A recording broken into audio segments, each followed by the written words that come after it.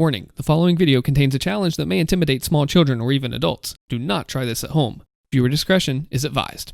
Holy crap, I've really gone and done it now, haven't I? Introducing 3 Eternal. This is the current challenge run I'm doing on Twitch, and it's been harder than Ultra Nightmare, no clickbait.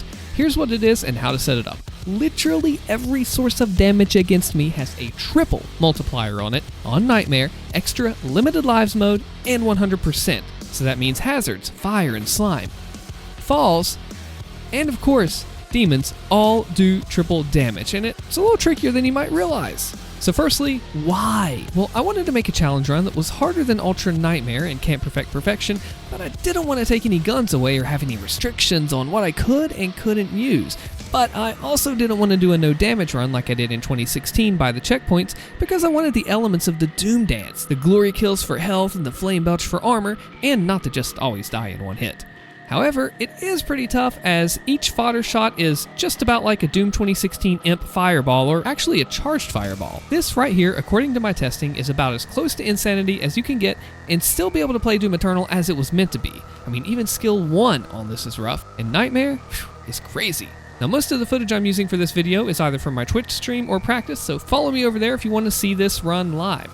Now, if you want to succeed in this mode, you're going to need a plan for just about every arena and a strong understanding of trigger enemies. I've got a video on that in the top right. Click it if you want to see how Doom Eternal arenas work. So I think for some people, actually for most people, this will be harder than Ultra Nightmare. Yes, you do get 54 total extra lives plus saving throw.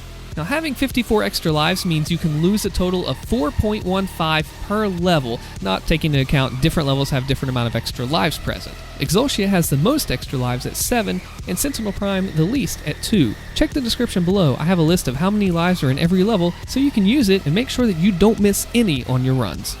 You get little to no soft saving throw, and pay attention to this. If you notice, whenever you get hit in Doom Eternal, you don't often just instantaneously die. You go down to 5 HP and low health, and then the dynamic damage continues to kick in to where fodder shots will do just a couple points, and you have that extra chance. It's not always so in this. The damage that you get seems to bypass that threshold more often than not, and you just end up losing an extra life.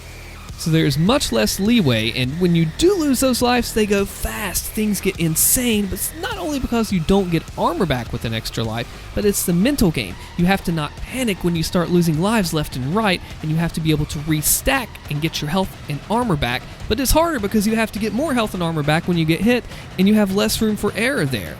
Like I mentioned, you need to know the ground spawns for the health and armor, that's helpful, all the chainsaw spawns, and most importantly, the enemies. You have to be able to route and heal and get everything together. How did I set this up?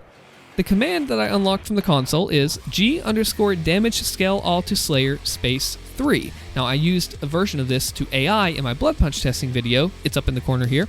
And based off my testing, it is possible. I've been able to beat a couple levels or so without losing a life, and others may be just almost there.